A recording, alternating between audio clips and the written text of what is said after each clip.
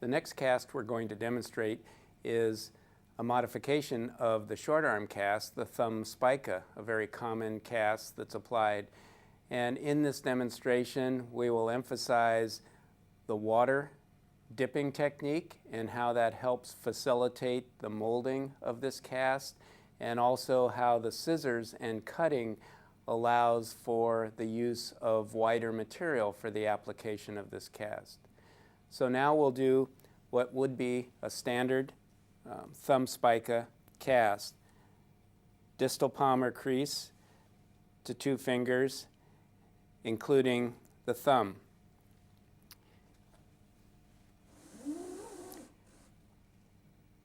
Remember, as we discussed with the short arm cast, the stockinette begins to determine the fit and the dimensions of the cast. We need just a small hole for the thumb.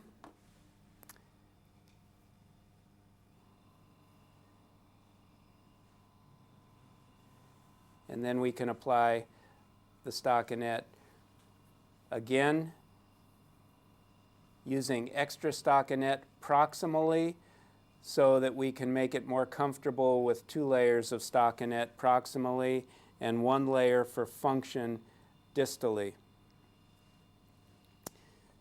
Now, as we apply the 1-inch stockinette to the thumb, we're going to apply a double layer, and that will be the only padding that we use over the thumb.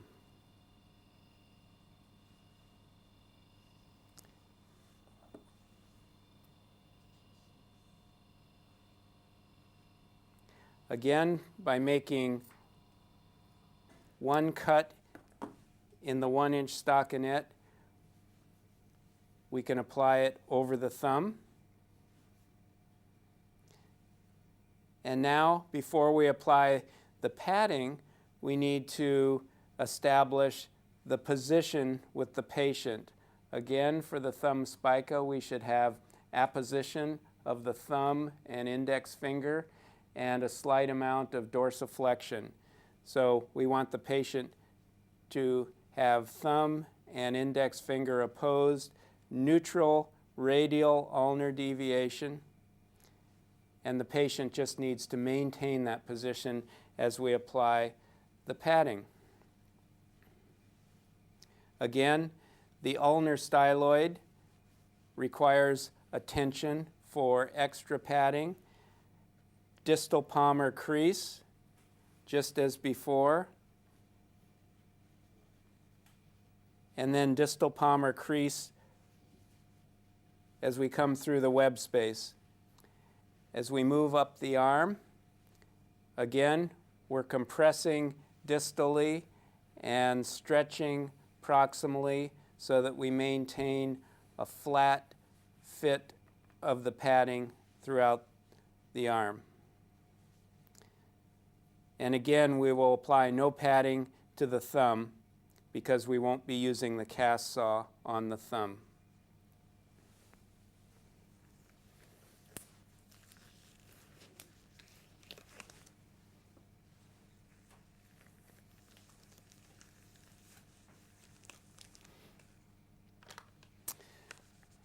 As we mentioned before, and as we did with the short arm cast, the first half of the roll will be used without exposure to water. So we will apply, or we will put the foil pouch on the table so we'll have a place to lay the second roll. As we come around the thumb, we're going to use the scissors to cut. We'll do that one more time. And then through the web space.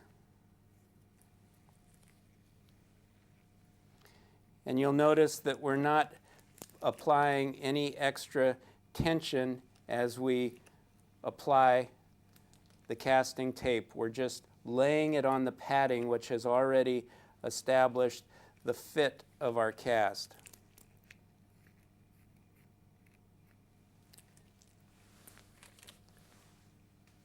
So now we can roll back the stockinette.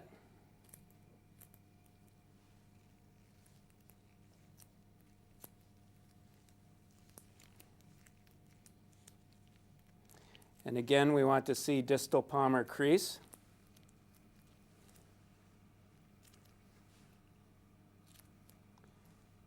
And we're ready to apply the final layer. Now we will dip the roll in water.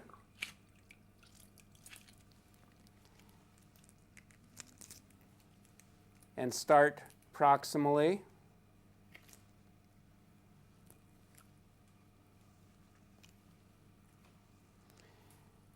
And we will repeat one more time around the thumb.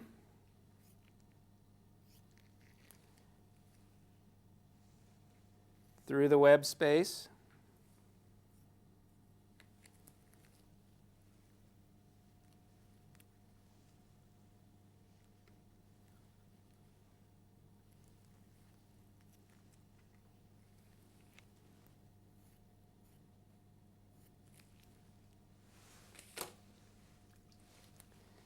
Now, as we wet our gloves, we're at the smoothing.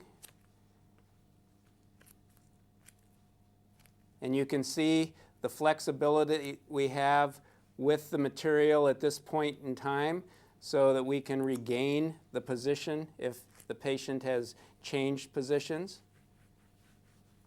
Now we want to smooth the cast.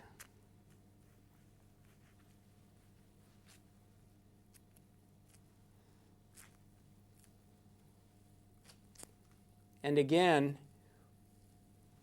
around the thumb, we're molding with our thumb, using resistance on the back of the cast.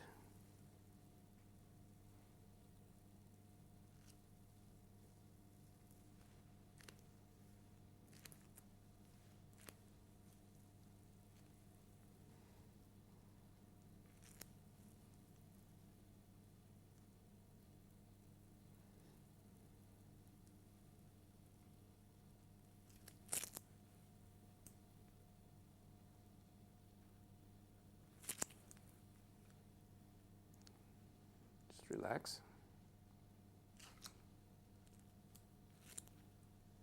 Just relax.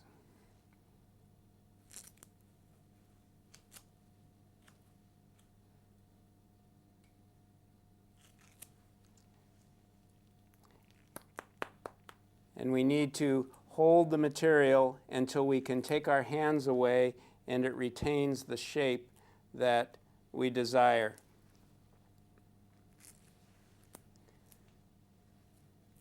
So, as we can see, the completed cast is flat in the lateral projection, well molded through the palm and around the thenar eminence, below the distal palmar crease for 90 degrees of flexion at the MCPs, 2 fingers from the distal palm, or from the crease of the elbow, and comfortable.